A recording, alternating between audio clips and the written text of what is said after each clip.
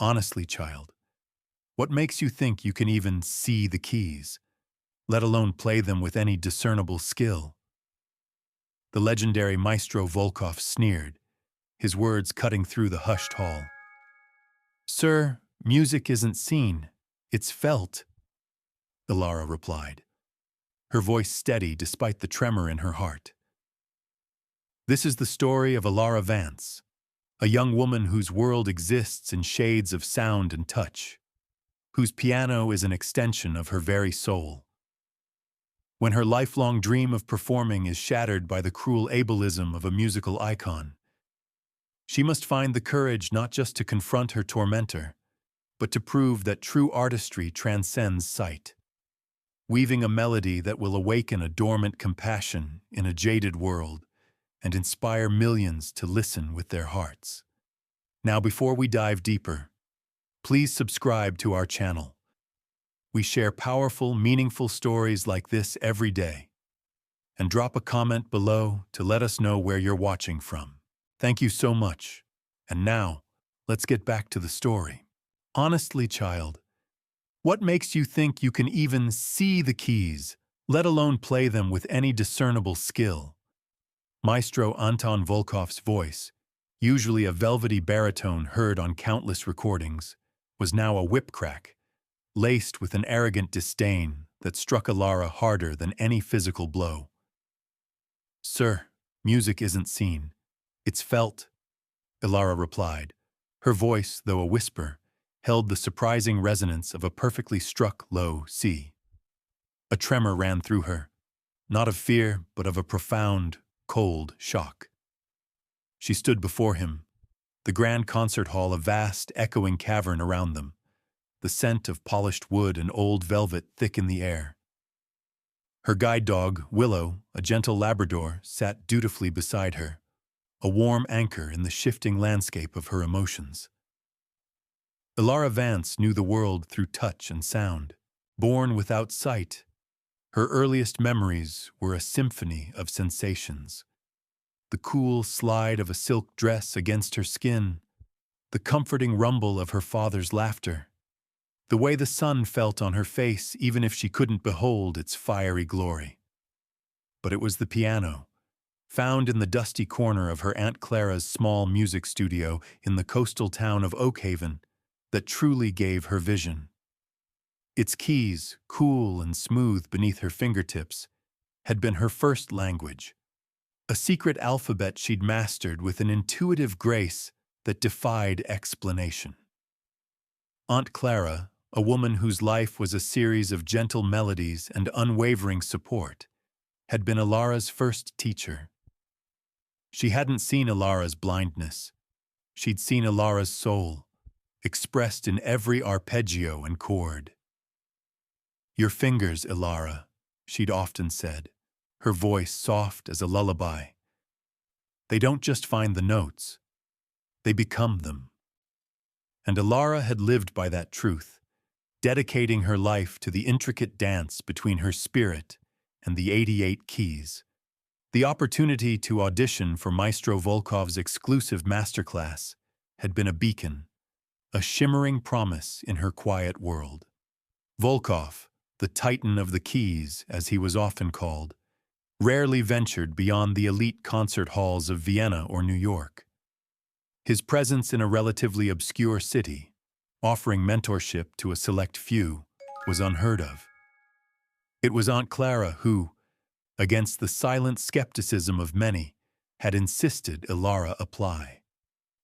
"This is your moment, sweetheart," she'd whispered, her hand squeezing Ilara's, a gesture of fierce encouragement that transcended the simple act of touching. The journey to the audition had been a blur of nervous anticipation. The train ride, the chatter of other hopeful musicians, the rhythmic click-clack against the tracks. It had all blended into a rising crescendo of excitement. Now, standing here, the grand concert piano, a magnificent Steinway just feet away, felt like both a sanctuary and a judgment seat. She had pictured this moment 1,000 times, felt the smooth ivory beneath her fingers, heard the first notes of her chosen piece, Chopin's Nocturne in C-sharp minor, fill the silent hall. She'd prepared for the scrutiny, the technical demands, the weight of expectation. But she hadn't prepared for this. Volkov was an institution, a man whose passion for music was legendary, albeit matched only by his formidable ego. Ilara had admired his flawless technique, his interpretation. She hadn't imagined such casual cruelty. His words, sharp and dismissive, sliced through the air, stripping away her practiced composure, leaving her exposed. A hush had fallen over the small, invited audience, a handful of other aspiring musicians, their faces probably etched with a mixture of pity and relief. She could practically feel their stares, their unspoken judgments. This wasn't just a critique. It was a public humiliation, a direct assault on her worth, not as a pianist, but as a human being who dared to dream beyond her physical limitations. A flush of heat crept up her neck, coloring her cheeks, though she couldn't see it. Her fingers, which moments before had yearned for the cool ivory, now felt strangely clumsy, stiff. The rhythm of her own breathing seemed too loud, too ragged. All her life, she had navigated a world designed for sight. She'd learned to tie her shoes, to walk without assistance, to read Braille, to see in ways others couldn't comprehend. Music had been her refuge, her voice, her ultimate liberation. And now, this man, this titan, had reduced it all to a triviality, an impossibility. Her mind reeled. Was he right? Was she deluding herself? Had her dreams been nothing more than the naive fantasies of a girl who couldn't see the world as it truly was? The familiar melody of the nocturne, which usually offered solace, now mocked her. A silent, unplayed accusation. It was a moment of profound vulnerability, an instant where the weight of every challenge she'd ever faced, every whispered doubt from well-meaning but misguided souls, crashed down upon her. Aunt Clara, who had been sitting in the front row, cleared her throat, a small, defiant sound. Ilara knew she was about to intervene, to defend her, to demand respect. But something deep inside Ilara, a spark that had always flickered brightest in the darkest moments, ignited. It wasn't anger, not yet. It was a fierce, protective instinct for the music, for herself, for every other person who had ever been told they couldn't, simply because they were different.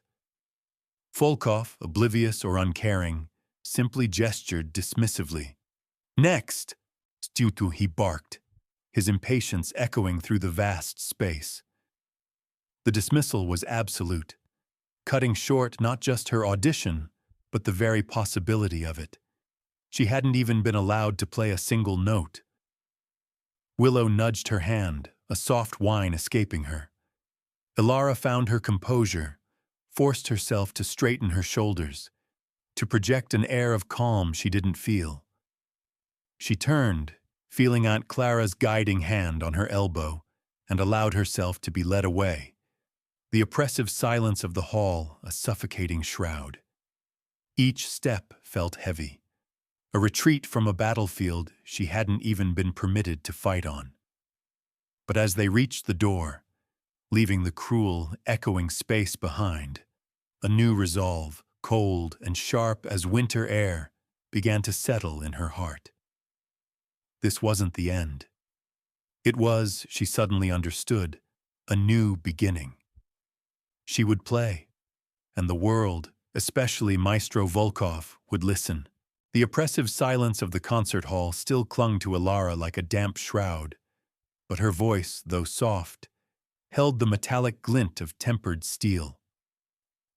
"He hasn't heard the last of me," she declared, the words a quiet vow made to the receding shadows.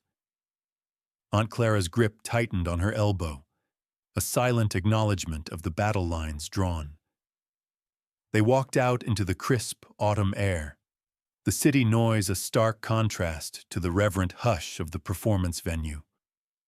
The bright sunlight, though unseen by Alara, felt cleansing, a balm after the suffocating darkness of Volkov's disdain.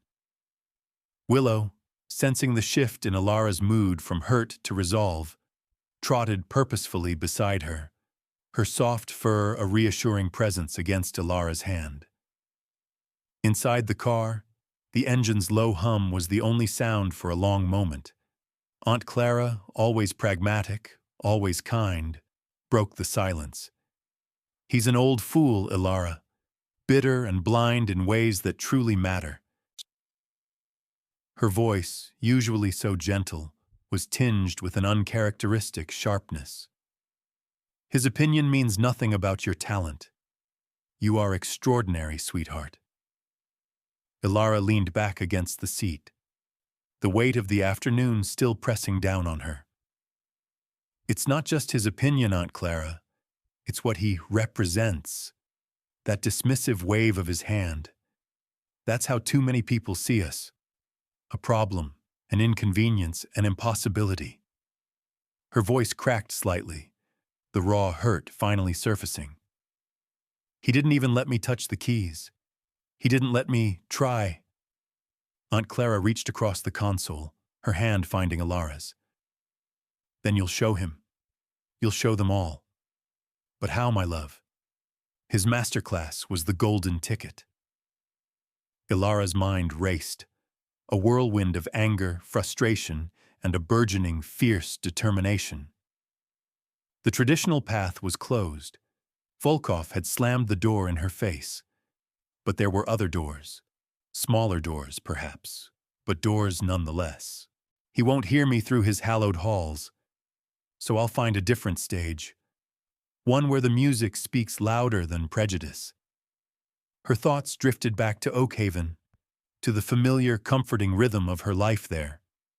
The Oakhaven Summer Sounds Showcase, a small community-run music festival held in the town square every year. It was modest, certainly no substitute for a Volkov masterclass, but it was a stage, a real stage with real people and a real piano. "The Summer Sounds Showcase," Ilara murmured, more to herself than to Aunt Clara. "It's open to everyone, isn't it? No auditions, just a sign-up sheet?" Aunt Clara's brow furrowed. "It's local, darling, and it's only 2 weeks away. Are you sure you want to put yourself out there again so soon?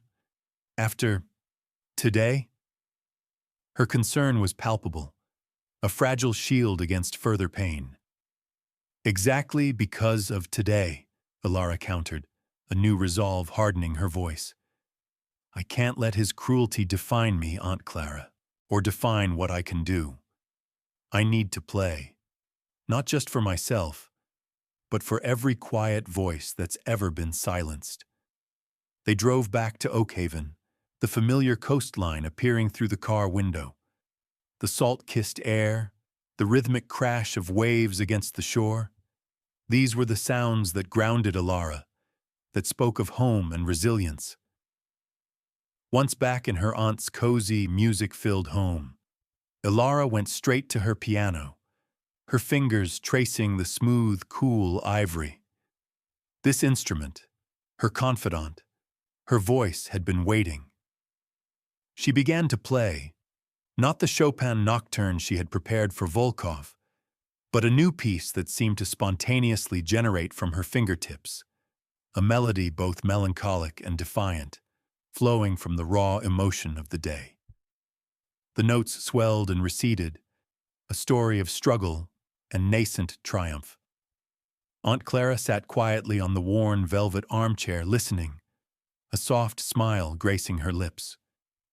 The next few days were a blur of intense practice. Ilara focused not just on perfecting her technique, but on infusing every note with the story she needed to tell. The Summer Sounds Showcase wasn't just a performance anymore. It was a statement. She chose a challenging, emotionally charged piece, Rachmaninoff's Piano Concerto No. 2, second movement. It demanded not only technical prowess, but a depth of emotional understanding that she knew she possessed.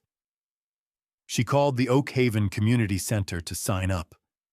The woman on the phone, a kind-sounding volunteer named Martha, was effusive. "Oh, Ilara, we'd be delighted to have you. We always love seeing new faces, and your Aunt Clara has spoken so highly of your talent over the years." There was no hesitation, no question of her blindness, just simple, open enthusiasm. It was a stark contrast to Volkov, and it fueled Ilara's spirit. But even as she immersed herself in practice, the shadow of Volkov's words lingered, a subtle poison of doubt. "Honestly, child, what makes you think you can even see the keys?" She pushed it away, focusing instead on the texture of the keys, the vibration of the strings, the way the music itself flowed through her. The day before the showcase, a small article appeared in the Oak Haven Weekly Gazette, tucked away on page 3, mentioning the upcoming event. Ilara ran her fingers over the Braille translation her aunt had printed for her. It was a simple announcement, listing the various acts. Her name was there, unassuming. Then, Aunt Clara cleared her throat from the kitchen. "Ilara, darling, there's a small correction here. A last-minute addition to the VIP list for the showcase." She paused, and Ilara felt an inexplicable prickle of unease. It says, "Mr. Harrison Thorne, music critic for the Metropolitan Journal, will be in attendance, seeking new, undiscovered talent." The words hit Ilara with the force of an unexpected chord. Harrison Thorne, the Metropolitan Journal, a critic whose reviews could launch careers or shatter them, whose opinion carried weight far beyond Oak Haven. This was no longer just a local performance. This was an opportunity, yes, but also a test on a scale she hadn't anticipated. A chance for her music to reach a wider audience, but also a chance for a far more public and potentially devastating failure. The stakes had just been irrevocably, dramatically raised. Harrison Thorne. The name reverberated in Ilara's mind, a complex harmony of dread and exhilaration. Her fingers, which had been gliding across the piano keys moments before, froze. "Harrison Thorne," she whispered, the question hanging heavy in the small, sunlit room. Aunt Clara's hum from the kitchen stopped. The unexpected turn of events amplified the tension of the impending showcase tenfold. "Yes, darling," Aunt Clara called, her voice tinged with a mix of excitement and apprehension. "It seems your little local performance just got a lot bigger. This is quite the development, isn't it?" Ilara swallowed hard. This was it. The universe, it seemed, wasn't content with her simply proving a point to Maestro Volkov. It demanded a larger stage, a bigger risk. Harrison Thorne wasn't just a critic. He was an institution in himself, known for his sharp wit and even sharper pen. His reviews were widely read, often dictating the ebb and flow of a musician's career. If he hated her performance, it wouldn't just be a personal setback. It could be a public declaration, echoing Volkov's contempt, amplified 1,000 times. But if he liked it, a tremor of excitement, cold and invigorating, shot through her. This was her chance, not just to play, but to speak. To send a message not just to a single maestro, but to the wider world of classical music, to an audience who might never consider the possibility of a blind pianist truly excelling.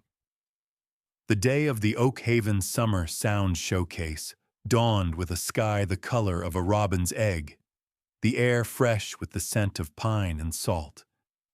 Ilara felt a peculiar cocktail of nerves and fierce resolve. She dressed carefully, choosing a simple, elegant navy dress that Aunt Clara had helped her pick out, its soft fabric a familiar comfort.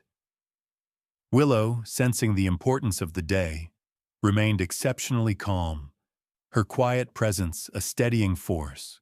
The town square, usually a sleepy hub of activity, buzzed with an unusual energy. Tents were erected, selling artisanal crafts and local delicacies. The stage, typically used for local bands and school plays, now held a gleaming grand piano, a borrowed instrument, lovingly tuned and polished. Ilara recognized the distinct aroma of roasted coffee and the sweet scent of fresh-baked pastries. She heard the murmur of conversations, the laughter of children, the excited chatter of the small crowd gathering. Aunt Clara led her backstage, a cramped space filled with the nervous energy of other performers. A folk singer tuning his guitar, a barbershop quartet doing vocal warm-ups, a young flautist practicing scales. Ilara found a quiet corner, running her hands over the cool, lacquered surface of the piano. It was different from her own, its keys having a slightly different resistance, a subtly distinct touch. She spent a few precious moments adjusting, mapping its nuances in her mind, letting its character seep into her fingertips. Suddenly, a voice, deep and resonant, cut through the background hum. Ilara Vance. My name is Harrison Thorne. Ilara's breath hitched. She hadn't expected him to seek her out before the performance. Her head snapped up, turning in the direction of his voice. She could feel his presence, a tangible force close by. Mr. Thorne, Ilara replied, her voice steady, though her heart hammered against her ribs. She extended her hand, a gesture of politeness she hoped masked her shock. His grip was firm, surprisingly gentle. A pleasure, he said. His voice, she noted, held a certain gravity, an educated lilt. I confess, I'm intrigued. I understand you were recently rejected from Maestro Volkov's masterclass. The bluntness of his statement was jarring, a direct hit. Ilara felt a flush creep up her neck. That is correct, Mr. Thorne, she confirmed, keeping her tone even. He determined I was not suitable without hearing me play. Thorne let out a soft, almost imperceptible sigh. Volkov can be uncompromising, a purist, some might say. Others might say an anachronism. There was a pause. Regardless, I believe every artist deserves to be heard. I look forward to your performance, Miss Vance. Rachmaninoff's second movement, I believe? Ilara nodded. Yes, sir. His knowledge of her chosen piece indicated he had done his research, something she both appreciated and feared. A formidable choice. It demands soul. I shall be listening with great interest. With another firm squeeze of her hand, he released her, and Ilara heard his footsteps recede. The encounter left her shaken, yet strangely empowered. He hadn't dismissed her. He hadn't pitied her. He had acknowledged the elephant in the room, Volkov's rejection, but framed it almost as a challenge, an open invitation to prove herself.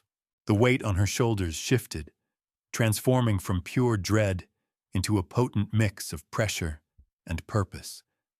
Aunt Clara reappeared beside her. Well, that was certainly unexpected, she whispered, her hand resting reassuringly on Ilara's shoulder. He seems fair, at least.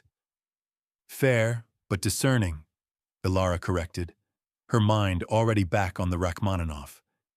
He expects something profound, and I will give it to him. As the afternoon wore on, the square filled to capacity. Ilara could hear the rising hum of the crowd, the anticipation building. Her turn was approaching.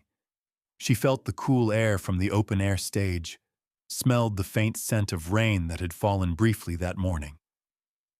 Willow pressed closer, her warmth a comfort. Finally, the announcer's voice boomed over the speakers, introducing her. And now, we have a very special performance, a local talent whose passion for music shines brighter than any spotlight. Please welcome Ilara Vance. A wave of applause, surprisingly robust for a local event, washed over her. Aunt Clara squeezed her hand one last time, a silent prayer of encouragement. Ilara took a deep breath, and with Willow leading the way, walked out onto the stage. She felt the subtle give of the wooden boards beneath her feet. The piano beckoned, a vast, dark shape in front of her. She found the bench, settled herself, and placed her hands on the keys. The first few seconds were pure silence, a collective holding of breath from the crowd. Then she began. The initial chords of Rachmaninoff's second movement flowed from her fingertips, rich and resonant, filling the air with a poignant beauty. The melody was at once fragile and powerful, a testament to resilience. She poured every ounce of her frustration, her hope, her determination into the notes. She played for her aunt, for herself, for every artist dismissed. As the music built, weaving its intricate tapestry, Ilara felt a profound connection, not just to the piano, but to the unseen audience, to the very air around her. She was no longer simply playing, she was communicating, speaking a language beyond words. She felt the music surge, her heart beating in sync with the powerful emotional swells of the piece. And then, just as she reached a particularly tender, vulnerable passage, a loud, jarring cough erupted from the audience, followed by a harsh, whispered comment. It wasn't just a cough. It sounded deliberate, calculated, a cruel, intrusive disruption designed to break her concentration, to shatter the delicate spell of the music. And Ilara knew with a chilling certainty that it was aimed directly at her, intended to undermine her performance in the most public way possible. Her fingers faltered for a fraction of a second. The harmony momentarily fractured, the jarring cough, sharp and deliberate, sliced through the melancholic beauty of the Rachmaninoff, shattering the delicate spell Ilara had woven. Her fingers, for a terrifying microsecond, stumbled over the keys, a discord threatening to blossom. Her breath hitched. The entire square seemed to hold its breath. This wasn't an accidental interruption. It was a brazen, calculated attack. But then an image flashed in her mind. Maestro Volkov's sneering face, his dismissive wave, his words, "What makes you think you can even see the keys?" This wasn't just about music anymore. This was a battle for respect, for visibility, for the right to simply exist and create. A fierce heat, born of defiance, surged through Ilara. She tightened her jaw, took a deep, steadying breath, and forced her trembling fingers back onto the correct path. The music, though momentarily faltering, picked up again, imbued now with a raw, defiant power. She would not be broken. She would not be silenced. The intrusive cough was followed by a ripple of agitated whispers through the crowd. Ilara could feel the shift in atmosphere, the tension radiating from the audience. Aunt Clara, Ilara knew, would be fuming, probably glaring in the direction of the disruption. Willow, ever vigilant, let out a low, protective growl from beneath the piano bench, a sound barely audible above the music, but deeply reassuring to Ilara. Ilara pushed the distraction away, pouring every ounce of her emotion into the piece. The Rachmaninoff, already a testament to triumph over adversity, became her anthem. Her fingers flew across the keys, translating her frustration, her resilience, her unwavering hope into a symphony of sound. The notes soared, powerful and poignant, building to a breathtaking crescendo that seemed to hold the entire square captive. When the final lingering chord faded into silence, the quiet was profound. For a long moment, there was no sound at all, save for the gentle lapping of waves from the nearby harbor. Then, the applause erupted. It wasn't just polite clapping, it was a roaring wave of sound, a standing ovation that crashed over her, warm and validating. Cheers, whistles, and even a few shouts of "bravo" filled the air. Ilara felt tears prickling at the corners of her eyes. She stood, bowing deeply, a genuine smile gracing her lips. The sound of the applause was more beautiful than any melody. It was the sound of acceptance, of appreciation, of a barrier broken. As she was guided off stage by a tearful Aunt Clara, she could still hear the buzz of the crowd. "That was magnificent, Ilara. Absolutely magnificent," Aunt Clara choked out, pulling her into a tight hug. "Whoever tried to sabotage you utterly failed, darling. You were sublime." "Sabotage?" Ilara asked, the word cold and sharp. So it wasn't just a miscreant. Someone had actually intended to disrupt her. The thought sent a chill down her spine. "Oh, it was some lout, shouting about preferential treatment and how blind people shouldn't be hogging the stage," Aunt Clara recounted, her voice still trembling with indignation. "Security got him out. But honestly, Ilara, how could anyone be so cruel?" Ilara shook her head, a grim understanding settling over her.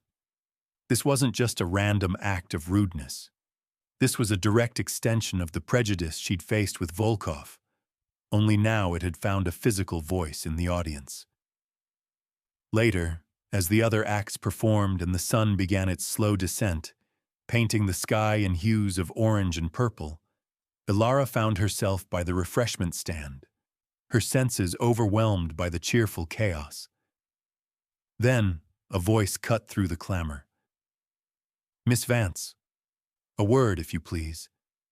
It was Harrison Thorne. His voice, though calm, held an undeniable authority. Ilara turned, orienting herself to his presence. "Mr. Thorne," she acknowledged, a knot forming in her stomach. This was it, the critique. "Your performance," he began, his voice measured, "was remarkable, profoundly moving." Relief, potent and sweet, washed over Ilara. "Thank you, sir. However," he continued, and her stomach tightened again. There was a brief moment, a hesitation after that unfortunate incident in the audience. "Yes," Ilara admitted, her voice low. "It was quite jarring." Thorne paused. "It was more than jarring, Miss Vance. It was an intentional disruption, and I recognized the voice." Ilara's breath caught. "You did?" "Indeed.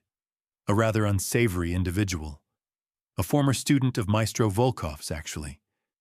Dropped out years ago, but he still occasionally pops up, spouting Volkov's rather archaic views about purity in music. His name is Silas Croft, a spiteful man.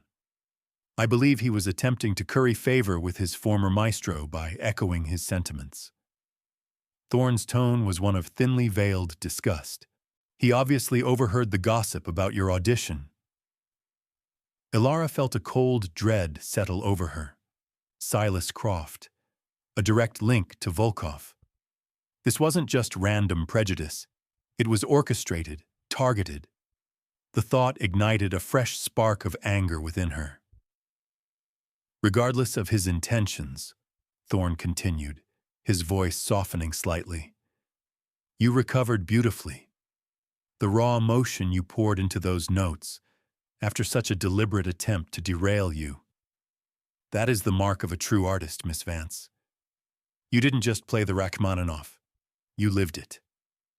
He paused, and Ilara sensed a shift in his demeanor, a deepening of his gaze even though she couldn't see it. "I will be writing a review, of course, for the Metropolitan Journal, and I intend to dedicate a significant portion to your performance. I believe the world needs to hear your story, Miss Vance. Not just your music, but your message.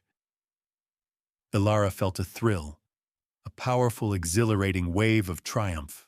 This was more than she could have ever hoped for. A review in the Metropolitan Journal. But Thorne wasn't finished.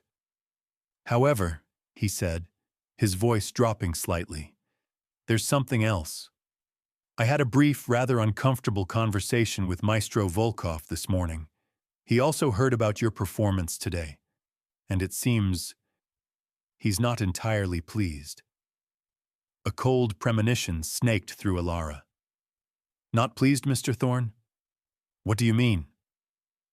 Thorne sighed, a weary sound. Let's just say, Miss Vance, that your brilliant defiance has stirred a hornet's nest. He's already making inquiries, and I have a strong suspicion he intends to make a public statement of his own about standards in classical music. A statement that I fear will be directly aimed at discrediting you. The blood drained from Ilara's face. Volkov was coming for her, and this time, he wouldn't just dismiss her in a quiet hall.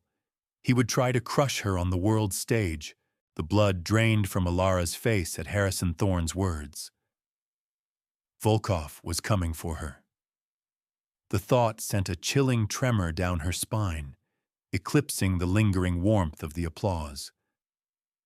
A public statement?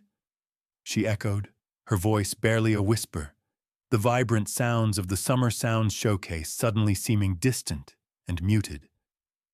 The victory she'd just savored curdled into a bitter premonition. Thorne nodded, his grave tone reinforcing the weight of his warning.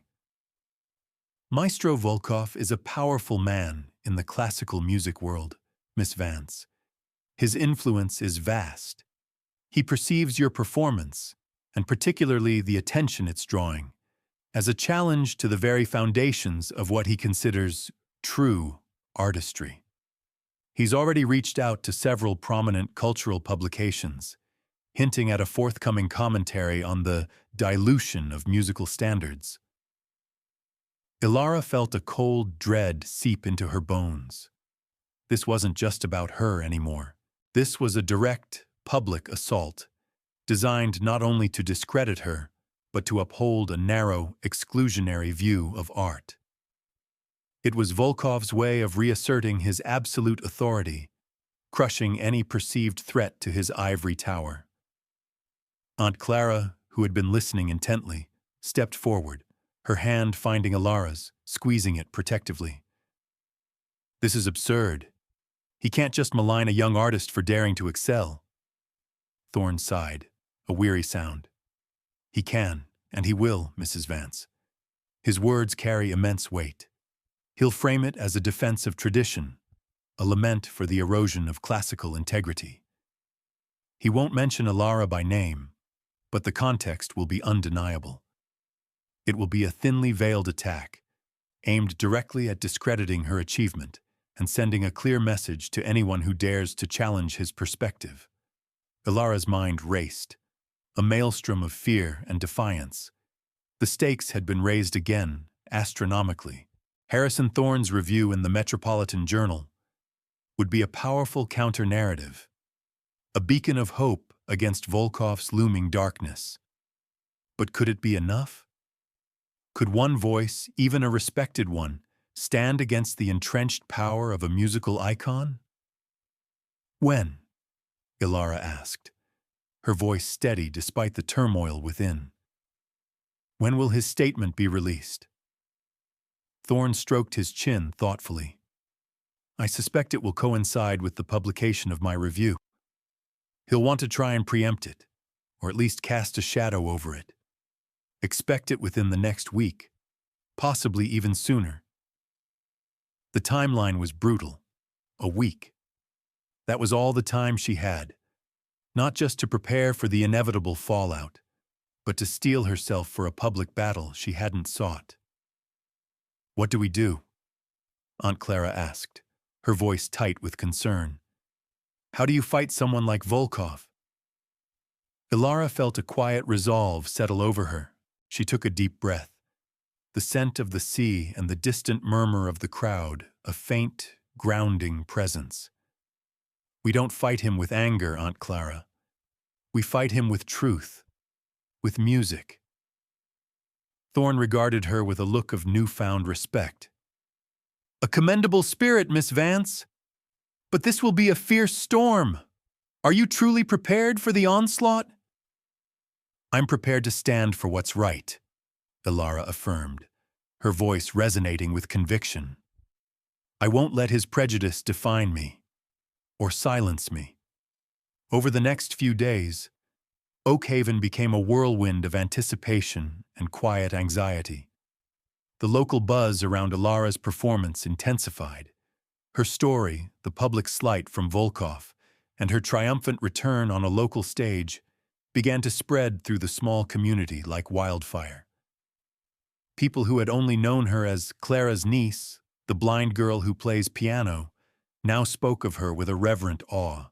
Aunt Clara, ever her fierce protector, became her shield, fielding calls from local news outlets eager for an interview.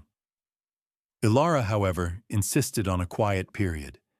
She needed to focus, to gather her strength. She spent hours at the piano, finding solace and clarity in the music. She played her Rachmaninoff, yes, but she also started composing, pouring her heart into new melodies that captured the emotional roller coaster of her experience. Then, the first shoe dropped. Not Volkov's direct statement, but a thinly veiled, cutting op-ed in a national arts and culture magazine, clearly influenced by his views. The article, titled "The Peril of Performance for Performance's Sake," bemoaned a perceived decline in musical standards, arguing that true mastery required complete sensory engagement and an unblemished command of the visual aspects of a performance. It didn't mention Ilara by name, but the implications were unmistakably clear. It created a ripple of debate, dividing the music community. Ilara felt the sting of the words, even though they were indirect. It was a preemptive strike, designed to soften the ground for Volkov's more direct assault. She could feel the tightening knot in her stomach, the familiar chill of being targeted. The very next day, Harrison Thorne's review hit the virtual pages of the Metropolitan Journal. Ilara, guided by Aunt Clara's voice reading the words aloud, listened with bated breath. Thorne's article was a masterpiece of eloquent defiance.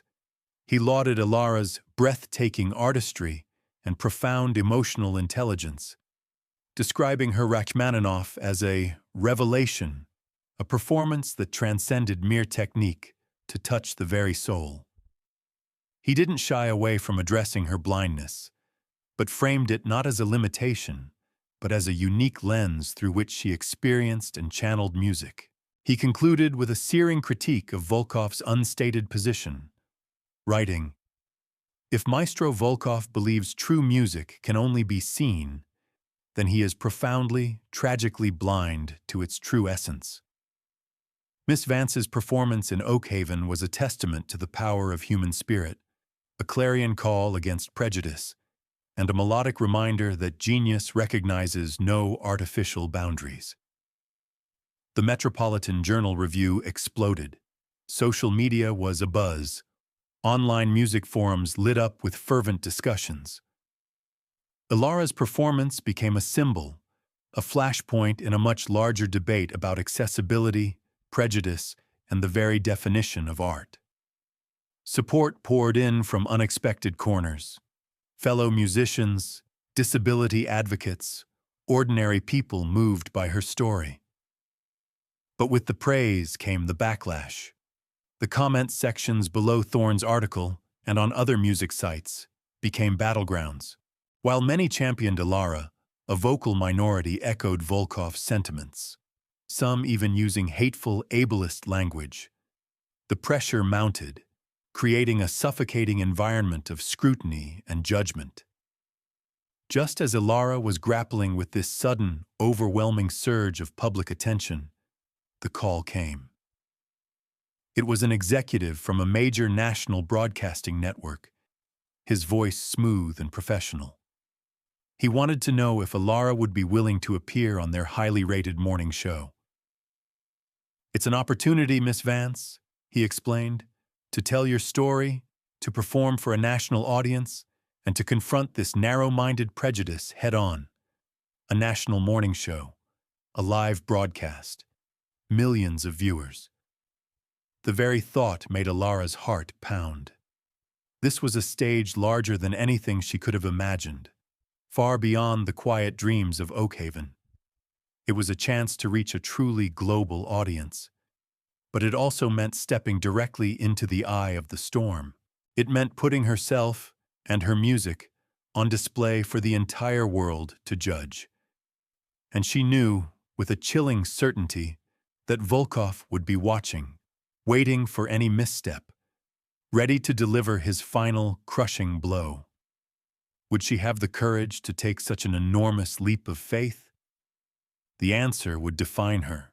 The silence after the network executive's offer was deafening, broken only by the frantic pounding of Ilara's heart. A national morning show. Live. Millions of viewers. It was a terrifying, exhilarating proposition. A tightrope walk over an abyss.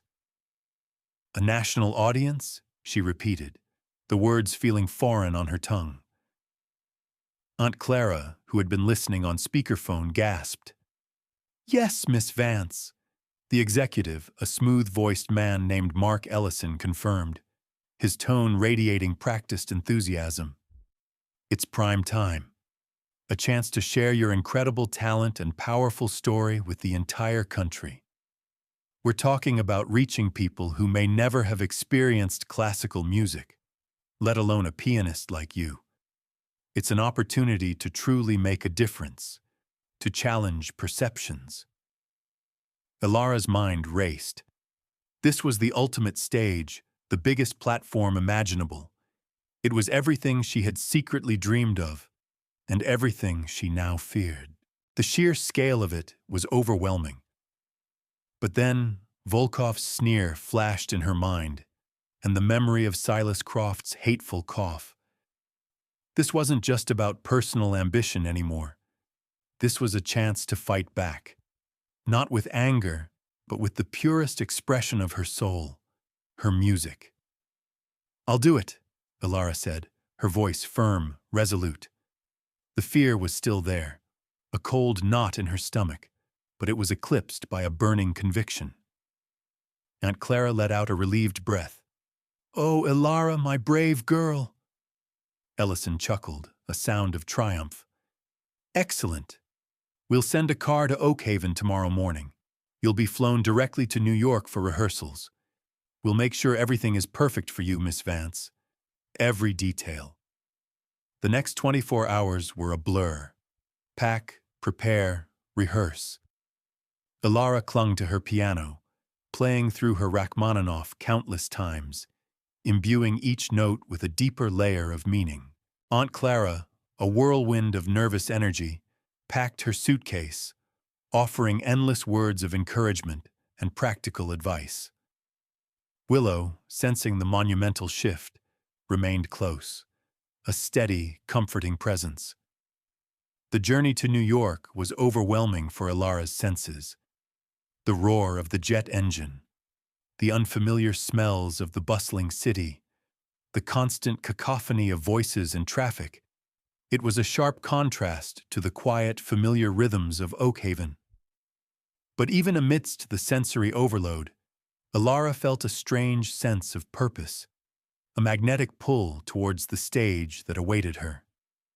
Upon arrival at the studio, the atmosphere was a dizzying mix of organized chaos, lights, cameras, technicians, producers, a hive of activity.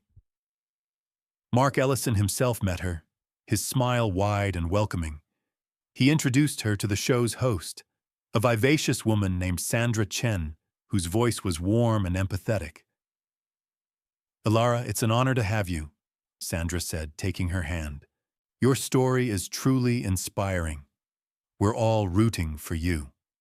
Ilara was led to the piano, a magnificent concert grand, gleaming under the harsh studio lights. She ran her hands over the keys, a familiar comfort in an alien environment. The sound engineers, lighting technicians, and camera crew bustled around her, preparing for the live segment.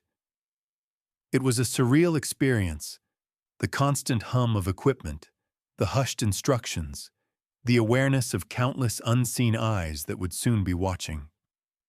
They ran through a quick sound check, Ilara playing a brief passage of the Rachmaninoff.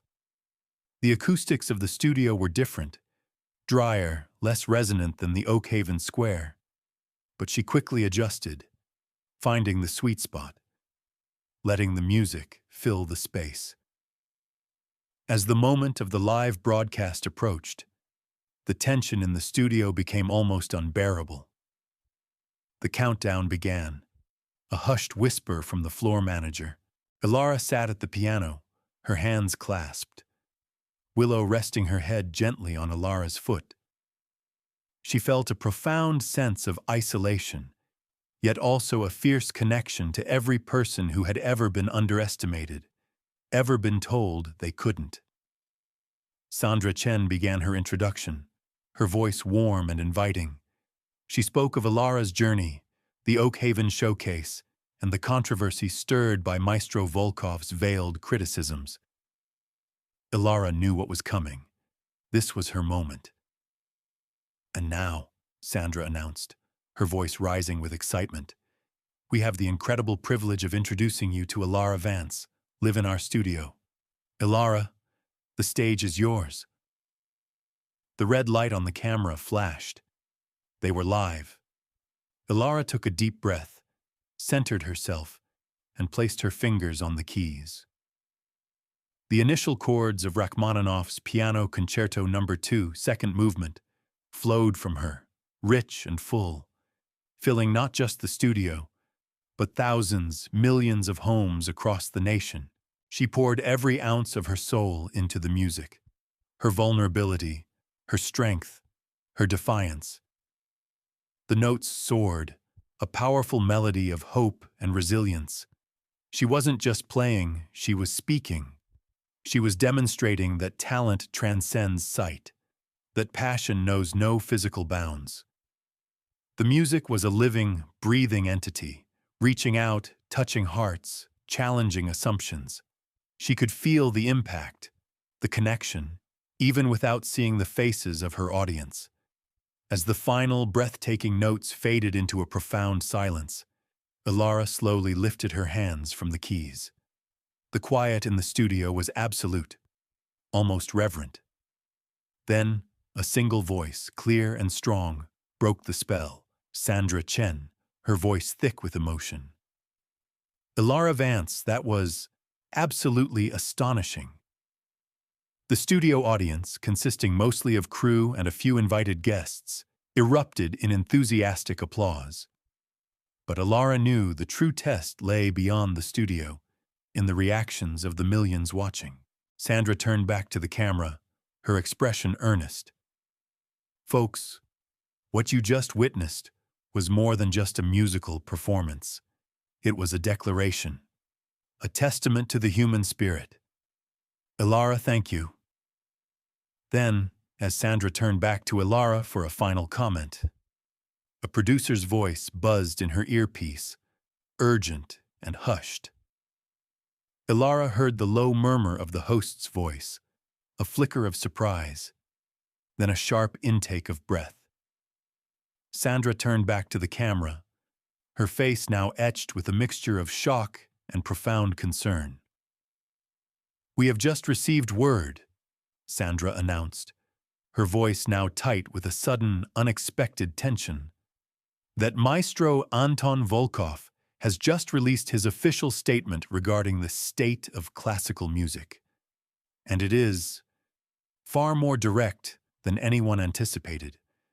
We'll be discussing this immediately after the break, but I can tell you now, it's a direct and scathing attack on Ilara Vance's performance and her legitimacy as a classical musician.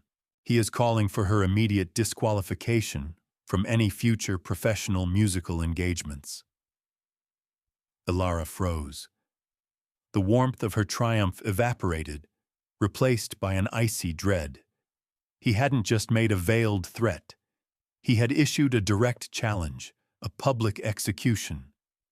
The battle had escalated into open warfare, and the world was watching. The words hung in the air, heavy and poisonous.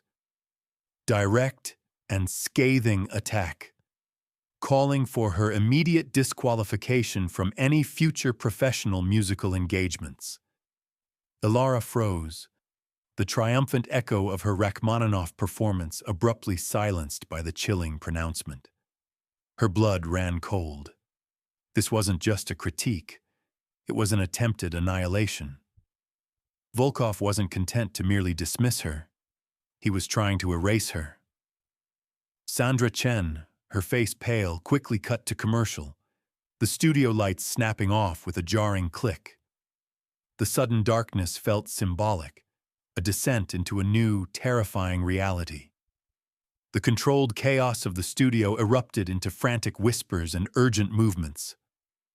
Mark Ellison rushed to Ilara's side, his smooth demeanor replaced by a look of profound shock. "Ilara, are you all right?" he asked, his voice strained. Aunt Clara, who had been listening from the green room, burst onto the set, her face etched with a mixture of fury and fear.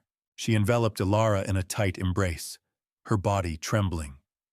"He can't do this," Aunt Clara hissed, her voice low and fierce. "He simply cannot do this. This is character assassination." Ilara, though stunned, felt a surge of defiant anger. The fear was still there, a cold knot in her stomach, but it was now fueled by a potent rage. She had bared her soul, fought for her place, and this man, this supposed titan of music, was trying to crush her not on the merits of her music, but on a prejudiced, bigoted notion of who was allowed to play. "What exactly did he say?" Ilara asked, her voice surprisingly steady. She needed to hear it, to face it directly. Mark Ellison pulled out his phone, his fingers flying across the screen. "It's comprehensive. He's claiming that true classical performance demands a visual connection with the instrument, and that, without sight, a performer cannot truly interpret the subtle nuances of a score, nor command the necessary presence required for a professional stage. He's even implying that any acclaim you receive is merely pity-based sentimentality, not genuine artistic merit." He read the lines with a grimace, his professional detachment momentarily shattered by the sheer venom of Volkov's statement. The words were a direct blow, calculated to inflict maximum damage. Pity-based sentimentality. The phrase echoed Volkov's initial sneer, amplified by his public platform. It was a targeted attack not just on her talent, but on her very humanity, stripping away her agency, reducing her to an object of misplaced sympathy. "This is outrageous," Aunt Clara cried, her hands clenching into fists. "This is a direct violation of everything." Ellison looked distraught. "This changes everything, Ilara. We planned for Volkov to make a statement, yes, but not this. Not this level of personal, outright attack. We have to address it, live, after the break." Ilara took a deep breath, trying to steady her racing heart.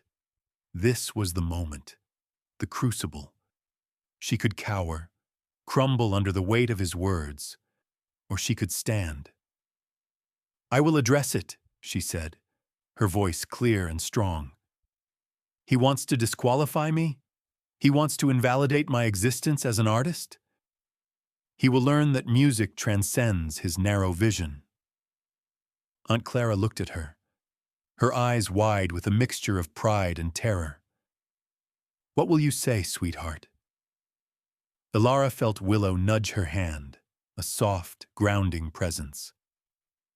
"I'll tell the truth," she replied. "My truth.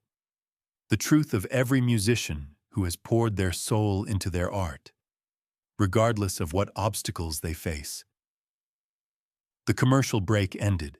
Sandra Chen returned to the air, her face now serious, her voice imbued with a quiet indignation. Welcome back. Moments ago, during our commercial break, Maestro Anton Volkov released a shocking and deeply concerning statement regarding our guest, the incredibly talented Ilara Vance. He has openly questioned her legitimacy as a classical pianist, citing her visual impairment as an insurmountable barrier to true artistry, and going so far as to call for her disqualification from professional engagements. Sandra turned to Ilara, her gaze direct and empathetic.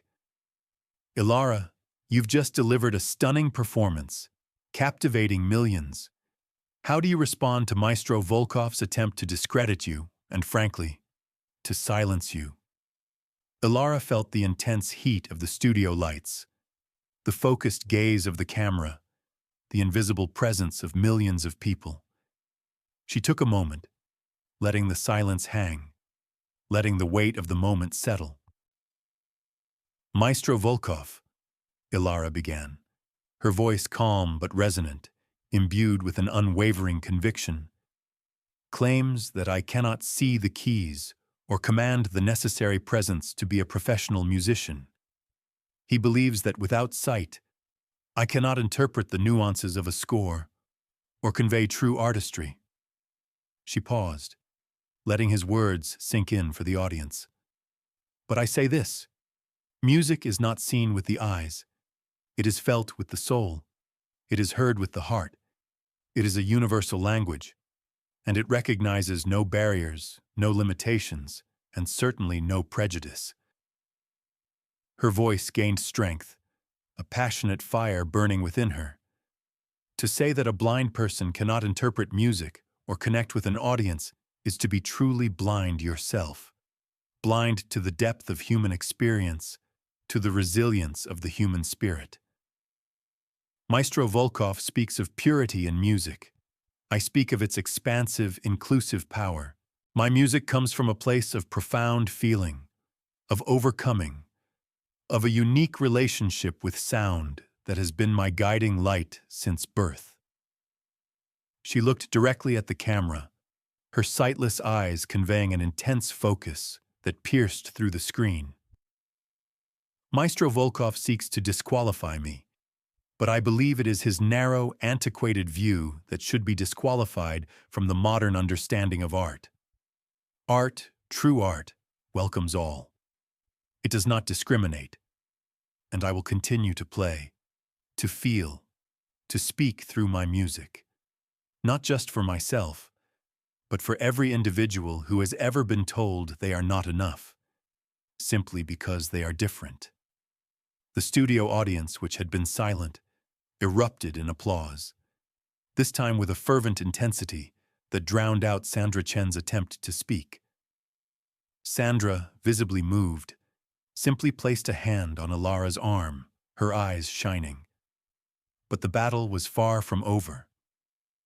As the show went to its final commercial break, Mark Ellison's phone buzzed. He glanced at the screen, his face paling further. "Ilara, we have a problem," he said, his voice low and urgent. "Volkov's PR team is already in overdrive. They're releasing a series of pre-recorded interviews, hitting every major news outlet, doubling down on his statement. And more critically, an emergency meeting of the International Music Council has just been called. He's pushing for a formal vote, a vote on your disqualification." The world was watching, and now, the very institutions of classical music were being leveraged against her, poised to render a verdict that could end her career before it truly began.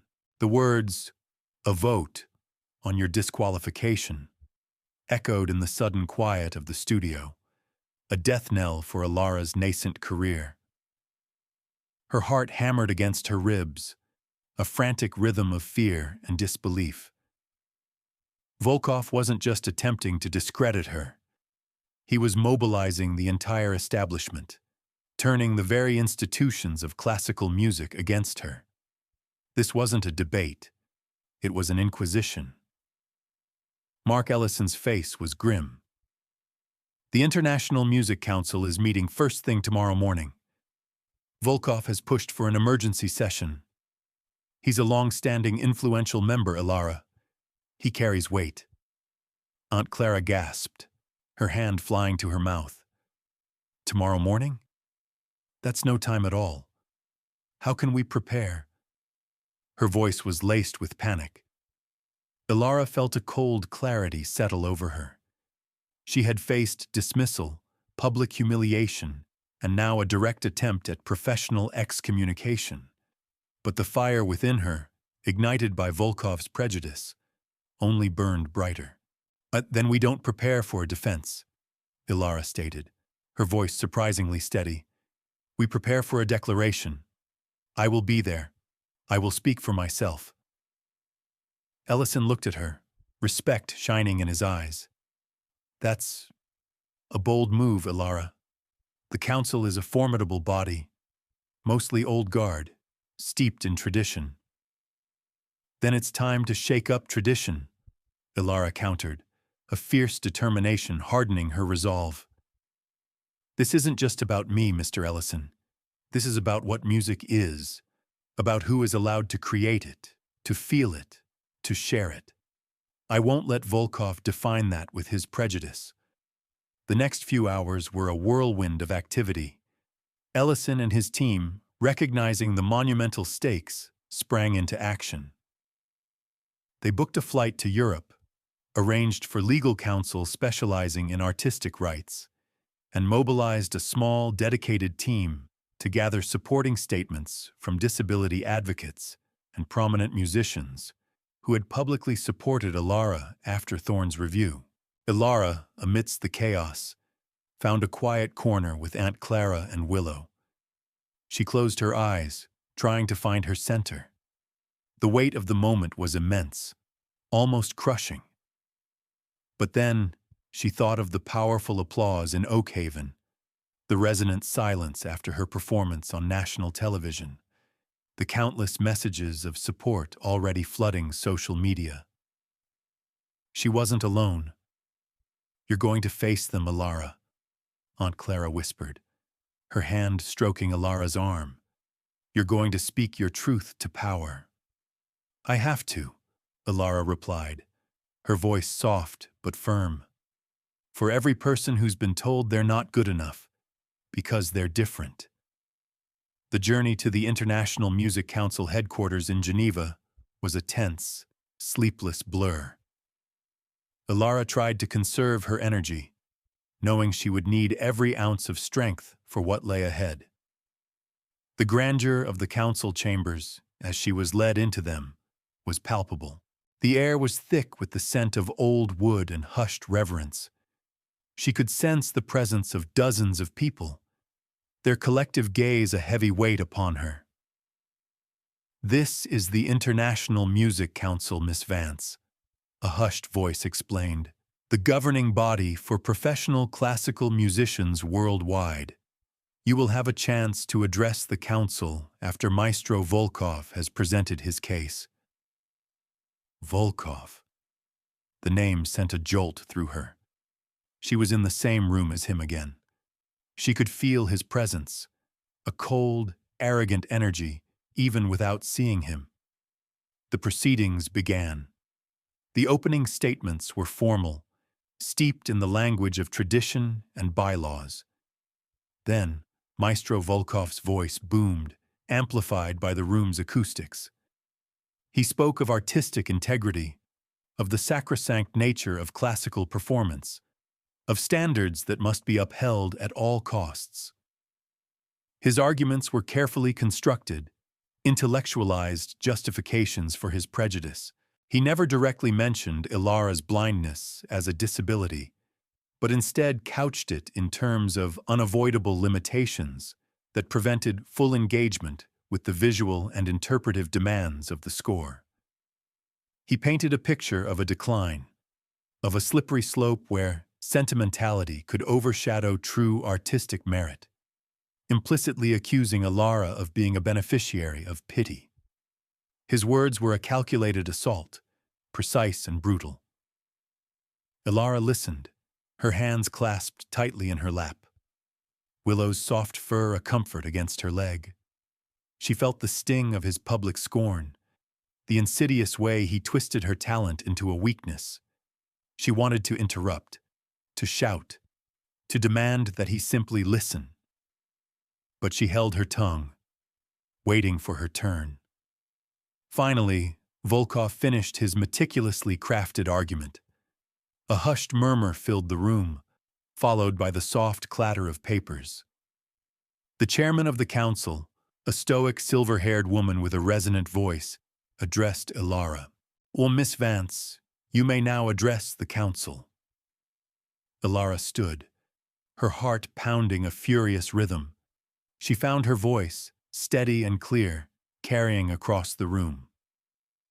"Members of the International Music Council," she began, "Maestro Volkov has spoken eloquently of standards, of integrity, of tradition. But I believe he has fundamentally misunderstood the very essence of music itself." She paused, letting her words sink in. "Maestro Volkov believes I cannot see the music, and in a literal sense he is correct. But I experience it in a way perhaps he cannot. I feel the vibrations through the floorboards, the resonance in the air. I taste the melody on my tongue, and I see its architecture in my mind's eye, built from sound, not light. My fingers, as Aunt Clara often says, do not just find the notes. They become them."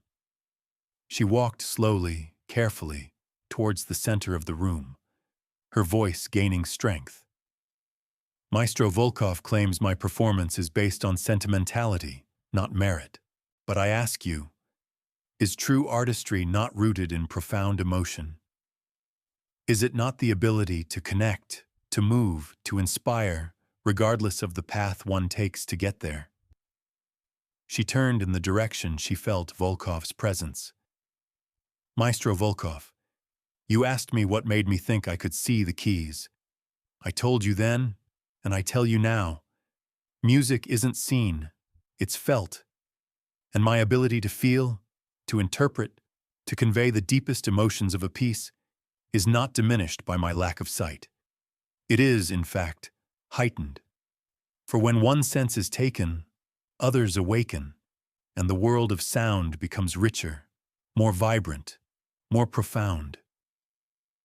Ilara took a deep breath, her gaze, though sightless, sweeping across the council members. "You have heard the arguments. You have seen the social media debate, and perhaps many of you have even heard my music. So, I ask you, not as a blind woman, but as a musician, does my music speak? Does it move you? Does it inspire?" If the answer is yes, then Maestro Volkov's arguments about standards and limitations are rendered moot. Because true artistry, gentlemen and ladies, is undeniable, and it needs no eyes to be seen.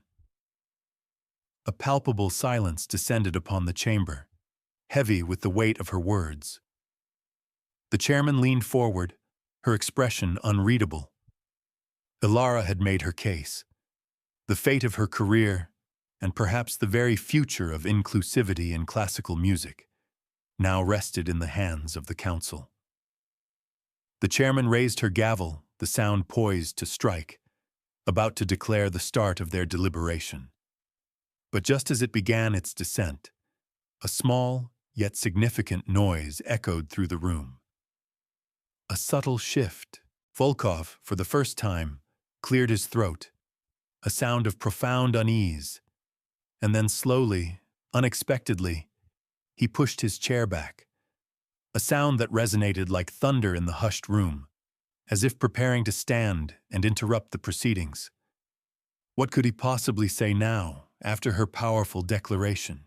The scrape of Maestro Volkov's chair, a harsh, unexpected sound, ripped through the solemn silence of the council chambers. All eyes, Ilara knew, were now on him.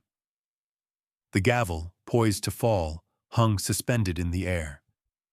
What could he possibly say? After Ilara's passionate and undeniably compelling declaration? Was this a further attack? A desperate final attempt to derail her? Ilara tensed, preparing for another onslaught.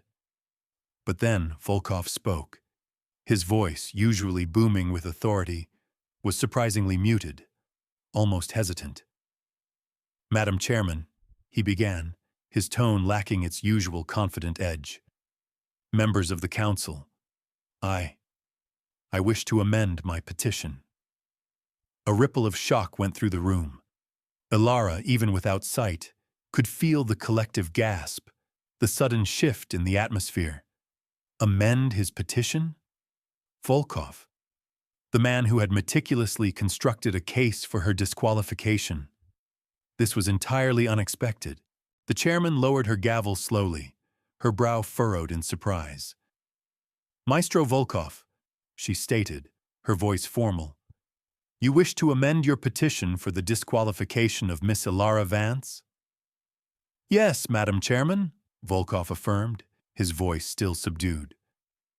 After hearing Miss Vance's address, and in light of the considerable public discourse surrounding this matter, I find myself compelled to reconsider my position. My arguments were perhaps too narrowly focused, too antiquated, as Miss Vance so eloquently put it.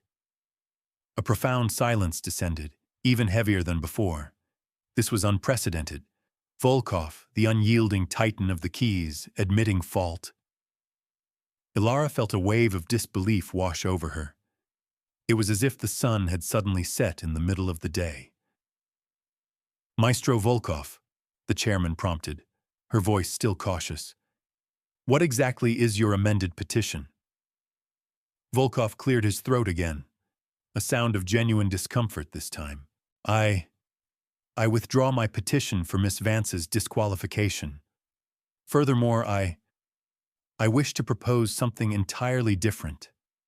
Something that I believe will serve the true spirit of music, and indeed, the very future of classical artistry.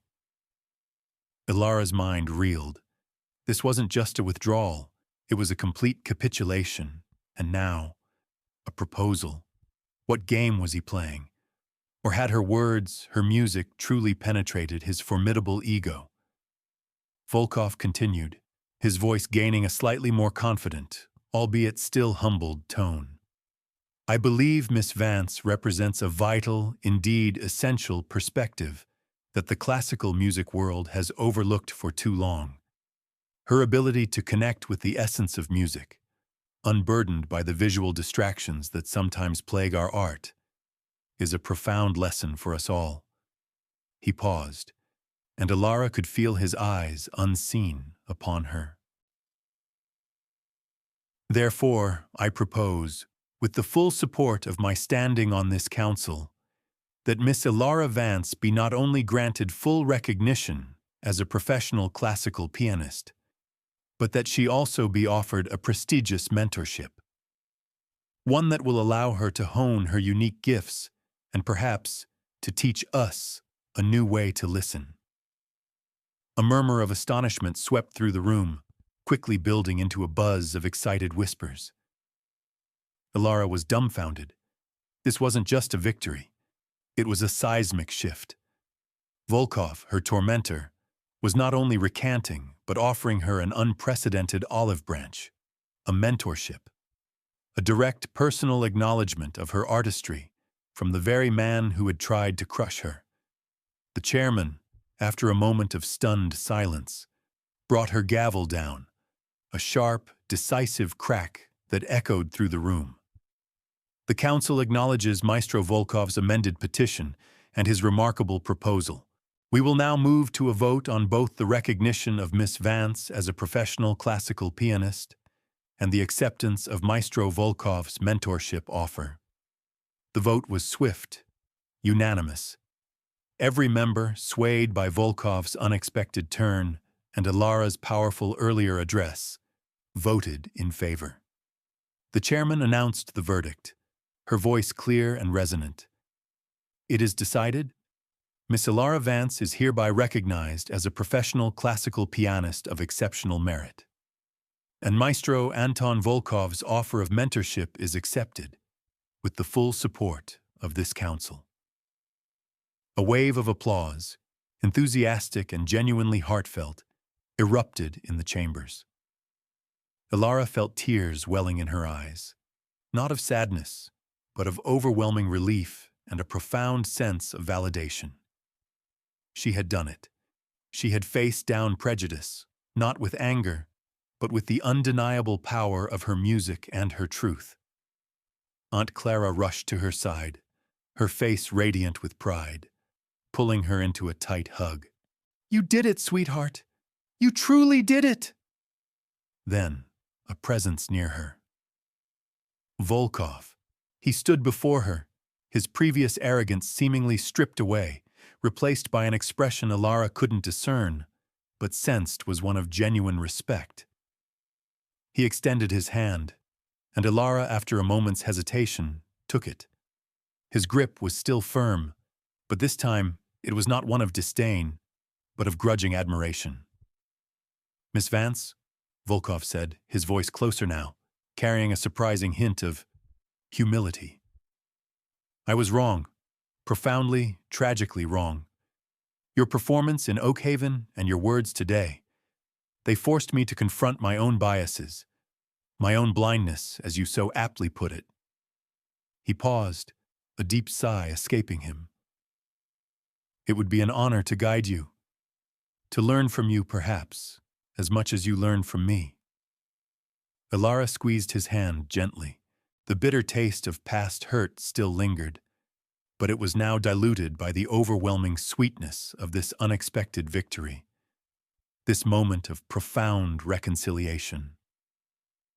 "Thank you, Maestro," she replied, her voice soft but sincere. "I accept." The following months were a dizzying ascent. Ilara's story, amplified by the council's decision and Volkov's public recantation, went viral. She was featured on every major news outlet, her performance clips watched by millions around the globe. Her Oakhaven Summer Sounds Showcase recording, along with her national TV performance, garnered millions of views, transforming her into a symbol of resilience and the power of inclusive art. Her mentorship with Volkov, to everyone's surprise, proved to be a transformative experience for both of them. He pushed her technically, challenging her to new heights, while Ilara, in turn, opened his eyes to a world of sound and interpretation he had never considered. He began to see the world differently, to listen differently. He started incorporating multisensory approaches into his own teaching, advocating for greater accessibility in classical music. But the real, lasting impact was beyond the concert halls. Ilara received thousands of letters, emails, and social media messages from people all over the world. People with disabilities, aspiring artists, ordinary individuals who had been inspired by her journey. One message, in particular, stood out. A short audio clip from a young girl, no older than 7, her voice tiny and hopeful. "I can't see the piano either," the girl whispered. "But when I heard you play, I felt like I could fly. My mom says I can learn now." Ilara listened to it again and again, tears streaming down her face. This was it. This was the true victory. She had not just overcome Volkov. She had opened a door for countless others, but a new challenge was already forming on the horizon. The head of a major international record label had just offered her a multi-album contract, but it came with a stipulation. She would have to perform a concert series in some of the world's most prestigious and visually focused venues. A public, global tour, placing her in a spotlight more intense than ever before. It was an offer that would solidify her place in history, but also one that would expose her to an unprecedented level of scrutiny and potential judgment, forcing her to not just play, but to perform her new identity on the grandest stage imaginable. The multi-album contract, a tangible testament to her hard-won victory, lay on Aunt Clara's kitchen table. But its stipulation, a global concert series in some of the world's most prestigious and visually focused venues, sent a fresh wave of apprehension through Ilara. This wasn't just about proving herself. It was about navigating a world that often equated performance with spectacle, a challenge far grander than any she had faced before. Could she truly captivate an audience in the grand, opulent halls of Vienna or the iconic stage of Carnegie when they expected to see as much as hear? "This is it, Ilara," Aunt Clara whispered, her voice a mix of awe and a familiar maternal concern. "The whole world will be watching."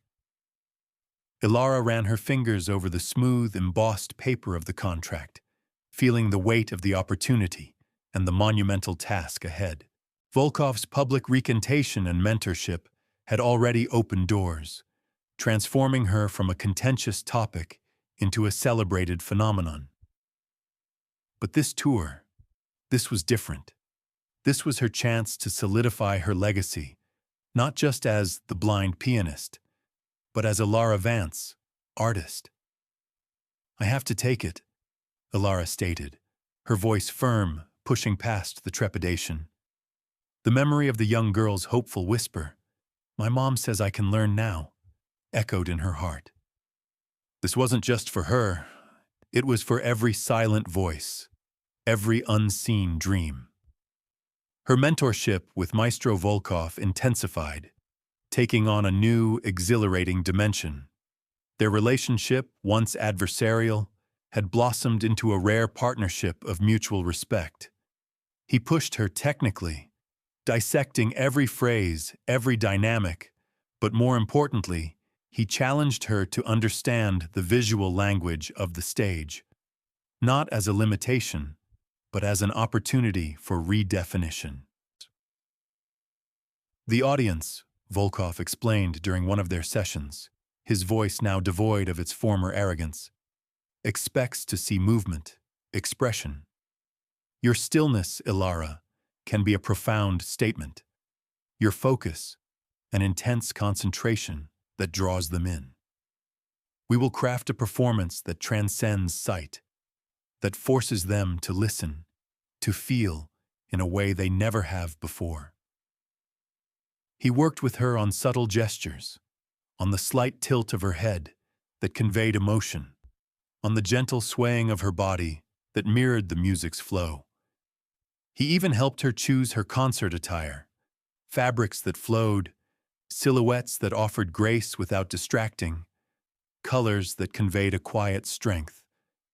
It was a fascinating, collaborative process, reimagining the essence of performance for an artist who saw with her soul. The global tour began in London, then Paris, Berlin, and eventually New York. Each concert was a revelation.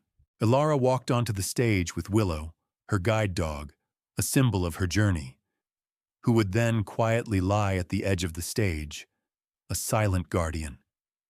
The initial hushed curiosity of the audience would quickly transform into rapt attention as Ilara's fingers touched the keys. Her music filled the grand halls, transforming them into intimate spaces where every note resonated with profound emotion. She played not just the Rachmaninoff, but her own compositions, born from her experiences, pieces that spoke of struggle, resilience, and the triumph of the human spirit.